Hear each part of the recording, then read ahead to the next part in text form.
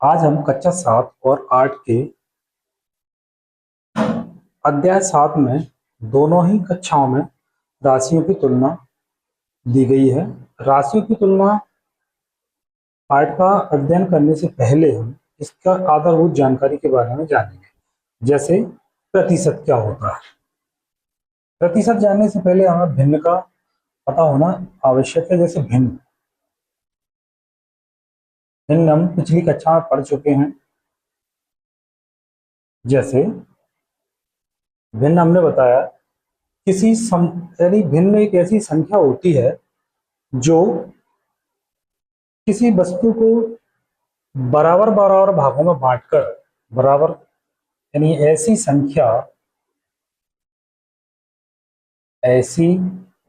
संख्या जो किसी वस्तु को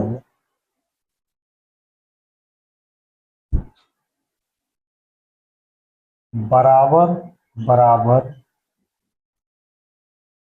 भागों में बांटकर किसी एक भाग या अधिक भागों को दर्शाती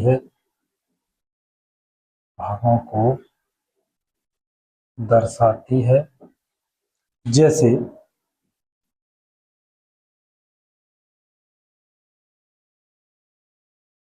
हमने एक त्रिभुज लिया, त्रिभुज को बराबर भागों में इसके हमने 4 हिस्से कर लिए, 1 2 3 और 4। इसमें से हमने चौथे वाले हिस्से को कलर कर दिया तो रंगा हुआ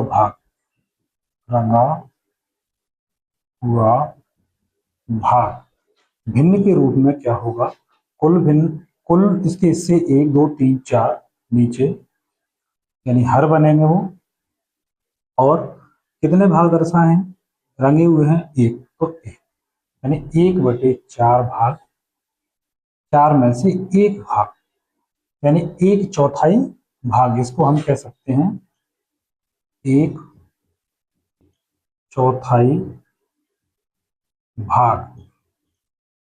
यही भिन्न का मतलब है। अब आगे भिन्न के बाद में हमें राशियों की तुलना के लिए प्रतिशत का बेसिक ज्ञान जरूरी है। जैसे प्रतिशत क्या होता है, प्रतिशत निशान प्रतिशत हिंदी में लिखे हैं ऐसे प्रतिशत, कहीं लिखा है 10%, इसका मतलब हुआ 10%, 10/100। कहने का मतलब 100/10 या 100 में से 10वां हिस्सा, ये प्रतिशत। यदि कहीं इसी आधार पर यदि प्रतिशत का निशान हटाना है तो 100 का भाग कर देते हैं।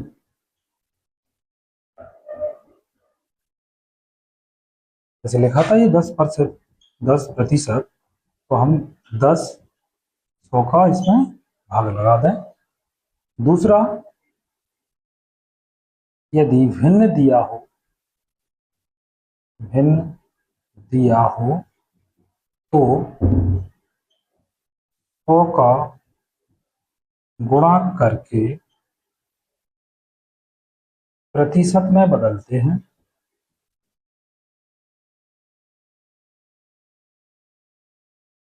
जैसे 2/5 प्रतिशत में बदलने के लिए 2/5 गुणा 100, 5 दूनी 10, 20, 20 दूनी 40, इसको कह सकते हैं 40%। कहने का मतलब हम इसे 40% यानी 40/100 लिख सकते हैं। 100 में से 40 यानी प्रत्येक 100 पर 40। उदाहरण के द्वारा समझे,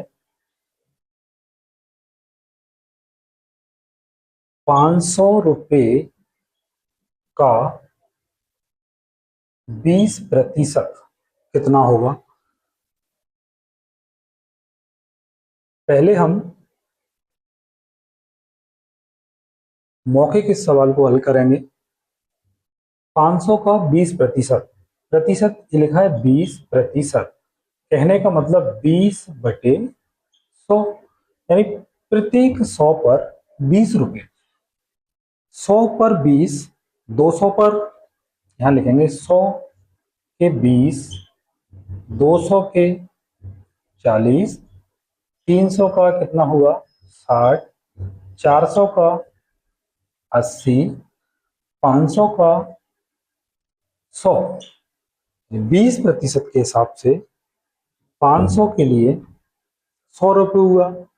हल करेंगे हम 500 का 20%, इसके आधार पर 500 का मतलब गुणा 20/100, एक जीरो से एक जीरो, दूसरी से दूसरी जीरो, 20 पहिए 100। हम 500 का 20% भी डायरेक्ट निकाल सकते हैं। मतलब यदि प्रतिशत का निशान दिया है तो हम 100 का भाग लगाकर उसे भिन्न के रूप में बदल सकते हैं। यदि कहीं भिन्न दी है 2/5 तो हम इसको 100 का गुणा करके प्रतिशत में बदल सकते हैं। सवाल हल करते समय ध्यान देना है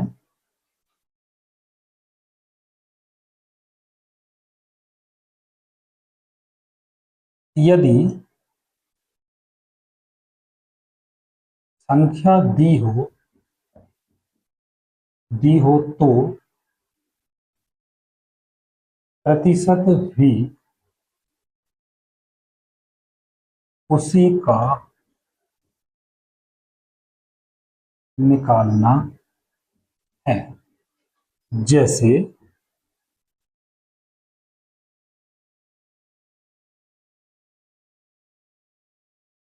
जैसे 20 छात्र असफल हुए यानी फेल हुए। 20 छात्र यदि छात्रों की संख्या 20 दी है तो प्रतिशत भी हमें फेल का चाहिए। तो प्रतिशत भी असफल का होना चाहिए। असफल का होना चाहिए। इससे आगे राशियों की तुलना में अब हम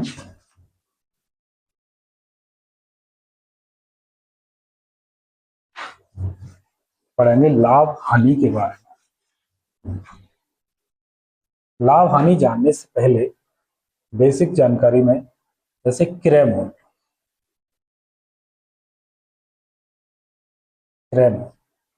इसको हम cost price, CP short form cost price कहते हैं। जितने में वस्तु खरीदी हो, जितने रुपए में वस्तु खरीदी हो उसे क्रय मूल्य कहते हैं। यदि कोई वस्तु को हम दुकान से खरीदा तो वो दुकानदार के लिए विक्रय मूल्य होगा और हमारे लिए वो ही रुपया क्रय मूल्य होगा। विक्रय मूल्य, विक्रय मूल्य यानी सेलिंग प्राइस, एसपी, जितने रुपए में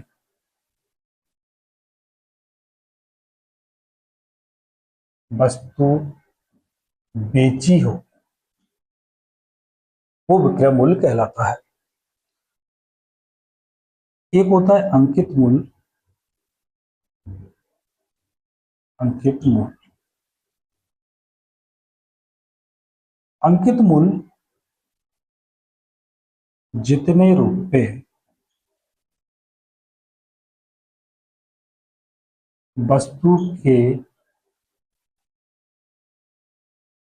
ऊपर लिखे होते हैं उसे अंकित मूल्य कहते हैं। अब आते हैं लाभ। लाभ क्या है? लाभ जब होगा हमें, जब कोई वस्तु हमने कम रुपए में खरीदी हो और उसे ज्यादा रुपए में बेचा हो। घटती ही चीज, जैसे लाभ फॉर्मूला होगा लाभ बराबर विक्रय मूल्य ऋण क्रय मूल्य, यानी विक्रय मूल्य ज्यादा होगा और क्रय मूल्य कम होगा तो हमें लाभ होगा। इसी को यदि प्रतिशत में बदलना है, लाभ प्रतिशत बराबर कितने रुपए का लाभ हुआ वो लिखेंगे लाभ बटे क्रय मूल्य गुणा 100। लाभ हो या हानि हो, दोनों की ही गणना हमें क्रय मूल्य पर करना है। जब ही हम बता पाएंगे कि हमें कितने प्रतिशत का लाभ हुआ है, हमें उसकी लागत मूल्य या हमें उसका क्रय मूल्य जब पता होगा तब। क्रय मूल्य यानी लाभ बटे क्रय मूल्य, एक ये भिन्न बन गई, एक क्या हो गई है भिन्न। भिन्न को प्रतिशत में बदलना है, प्रतिशत लाभ प्रतिशत निकलना है तो हमने इसमें 100 का गुणा किया है। ऐसे ही यदि हानि हो, हानि जब होगी जब हम वस्तु को ज्यादा रुपयों में खरीद के लाए हैं और उसे हम कम में बेच रहे हैं। ज्यादा में खरीदी है यानी क्रय मूल्य उसका ज्यादा होगा और कम रुपए में उसको बेच दिया है। कोई वस्तु दुकानदार 500 रुपए में खरीदा और उसको 400 में बेच दिया, 100 रुपए का क्या हुआ हानि। इस तरह से हम हानि क्रय मूल्य ऋण विक्रय मूल्य निकाल सकते हैं। इसका यदि प्रतिशत में बदलना है, हानि प्रतिशत बराबर जितने रुपए की हानि हुई ऊपर लिखें और वही क्रय मूल्य नीचे गुणा, ये भिन्न बदल गई, भिन्न को परसेंट में बदलना है, 100 का गुणा कर देना है। इस तरह से हम लाभ और हानि की रुपयों में निकाल सकते हैं। रुपयों में निकालने के बाद उसे प्रतिशत में बदल सकते हैं। लाभ हानि प्रतिशत के बाद आता है बट्टा।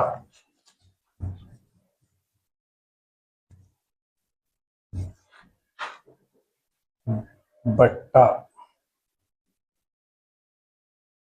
बट्टा मतलब होता है छूट। जैसे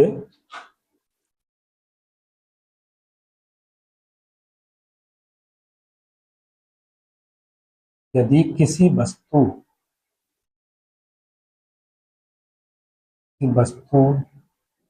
का अंकित मूल्य 500 रुपए है,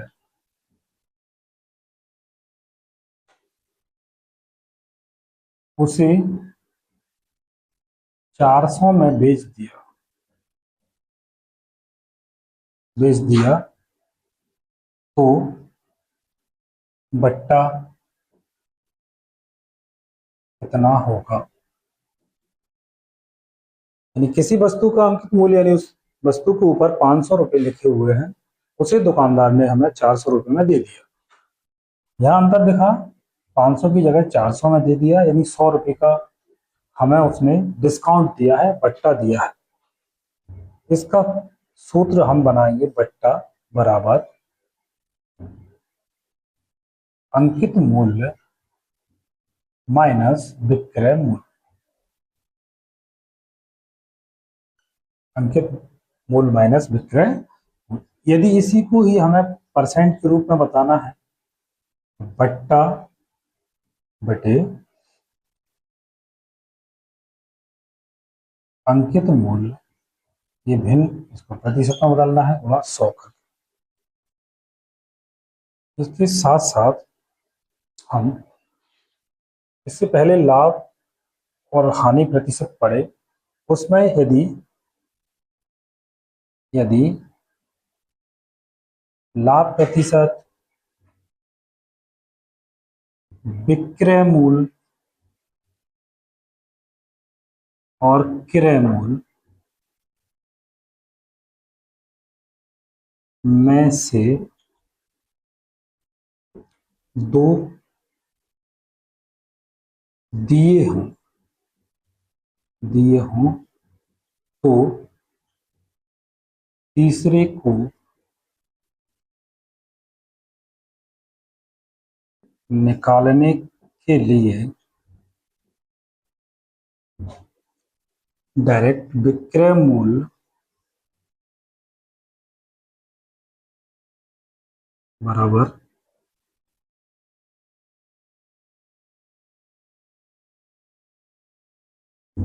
क्रय मूल्य 100 धन लाभ प्रतिशत बटे 100।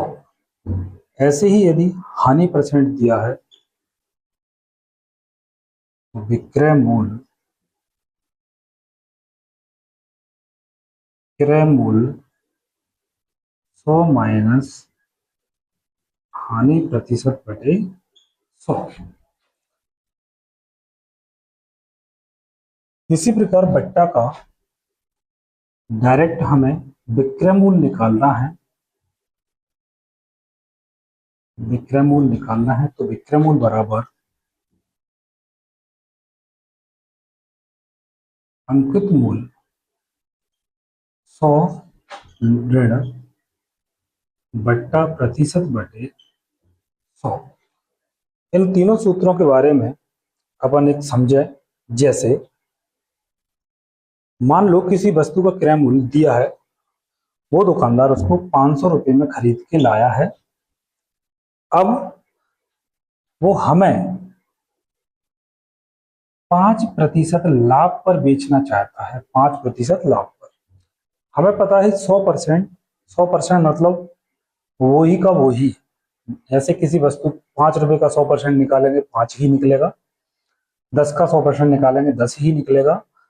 वो 5% लाभ, यानी कहने का मतलब 100% से और ज्यादा 5% पर और अतिरिक्त रुपए लेना चाह रहा है, तो अब कुछ नहीं करेंगे, 500 का मतलब गुणा, लाभ लेना चाह रहा है तो 100 धन 5, और ये प्रतिशत है, प्रतिशत को भिन्न में बदलने के लिए हम 100 का भाग लगा देते हैं, दोनों जीरो काट के 5 गुणा 100 यानी 105। हम इसमें गुणा करके इसको 25, 5 एकम 5, हम इसे 525 लिख सकते हैं। 525 मतलब 525 क्या हुआ, विक्रय मूल्य, यानी 525 पर बेच देगा तो उसको 5% का लाभ हो जाएगा। चाहे तो हम इस वाले फॉर्मूले से निकाल सकते हैं, या डायरेक्ट यदि हमें प्रतिशतता सही से समझ में आती है तो भी हम डायरेक्ट 500 का 5% अतिरिक्त यानी 100 में 5 जोड़कर हम उसका विक्रय मूल्य निकाल देंगे। यदि ये ही 5% हानि होती तो हम कुछ नहीं, यही 500 गुणा 100 हानि, तो 100 में से 5 घटाते 100 ऋण 5 बटे 100, दोनों जीरो से दोनों जीरो, 5 गुणा 105, 100 में से 5 घटाए 95, गुणा करके 25 की 5 हासिल की 2, 5 नाम 45 और 2 47, यानी वो वस्तु हमें 475 रुपए में मिलती यदि वो दुकानदार 5% हानि पर बेचता तब। इसी प्रकार आगे